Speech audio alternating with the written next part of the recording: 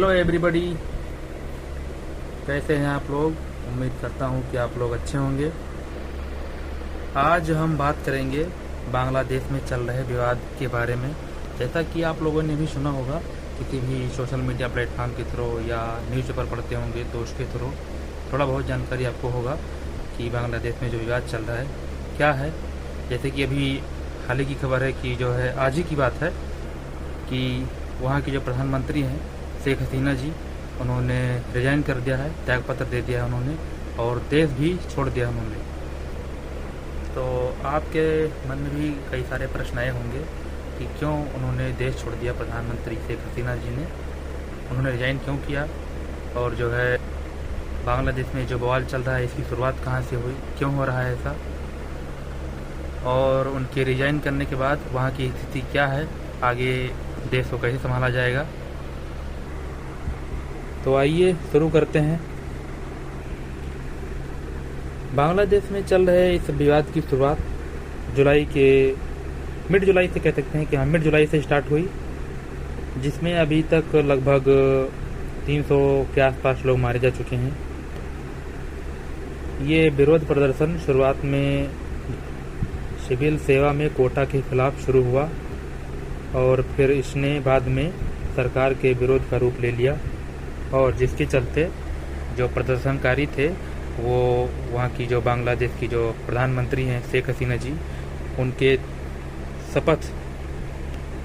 उनके इस्तीफे की मांग करने लगे। जब घटना की शुरुआत हुई प्रदर्शन का, उसके बाद 15 जुलाई को स्कूल, कॉलेजेस और भी जो पब्लिक इंस्टीट्यूशन है उनको बंद करने के ऑर्डर दिए गए। फिर 16 जुलाई को क्या हुआ कि जो है झड़प और भी बढ़ गई, और प्रधानमंत्री शेख हसीना जी ने अपने देशवासियों को संबोधित किया और जो हत्याएं हुई थी उनके न्यायिक जांच की मांग की उन्होंने। लेकिन इसके बाद भी जो है हिंसा कम नहीं हुई। फिर जो है 20 जुलाई को पूरे देश में कर्फ्यू लगा दिया गया और सेना को तैनात कर दिया गया। लेकिन इसके बावजूद भी स्थिति जो है कंट्रोल में नहीं हुई, दशा में कोई सुधार नहीं हुआ। और फिर बांग्लादेश की सरकार ने एक कदम लिया और उसने एक सर्कुलर जारी किया, जिसमें उन्होंने ये कहा कि जो कोटा में आरक्षण के चलते जो विरोध हो रहे हैं उसमें बदलाव किए जाएंगे। लेकिन फिर भी हिंसा कम नहीं हुई और प्रदर्शनकारी जो थे वो इस पर राजी नहीं हुए। इसके चलते बांग्लादेश की सरकार ने ऑर्डर दिया कि जो है गिरफ्तारियां की जाएं और सेना को थोड़ा और सख्त हो जाए। लेकिन इन सब चीज़ों के बावजूद भी वहाँ की स्थिति में, वहाँ की दशा में कोई सुधार नहीं आया। फिर क्या हुआ, 29 जुलाई को और भी ज़्यादा विरोध हुआ, कुछ लोगों की और जानें गईं। फिर 3 अगस्त को बांग्लादेश के और भी अन्य जगहों पर कई सारी हिंसा की खबरें आईं, वहाँ पर भी कई लोगों की जानें गईं।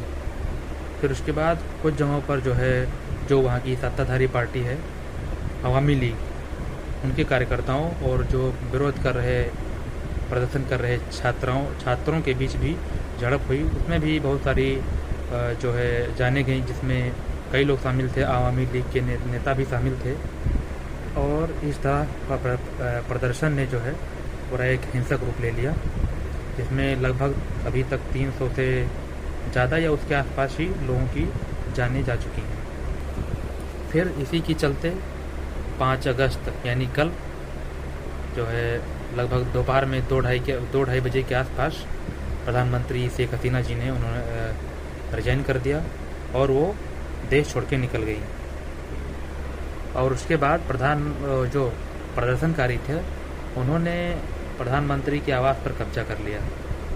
और अभी कुछ देर पहले की खबर है कि वहाँ के जो सेना प्रमुख हैं उन्होंने बयान जारी किया है कि जो प्रदर्शनकारी हैं वो थोड़ा संयम बरतें, थोड़ा संयम से अपना प्रदर्शन करें और उनकी मांगें पूरी की जाएंगी। और देश में जल्द ही जो है अंतरिम सरकार बनाई जाएगी, 1-2 दिन के भी अंदर ही। और कहा जा रहा है, अभी जल्द की खबर है कि जो प्रधानमंत्री शेख हसीना हैं, जो कि रिजाइन कर चुकी हैं अब, वो इंडिया आई हुई हैं हिंडोन एयरबेस पे। वो अभी कुछ देर पहले उनकी जो लैंडिंग हुई है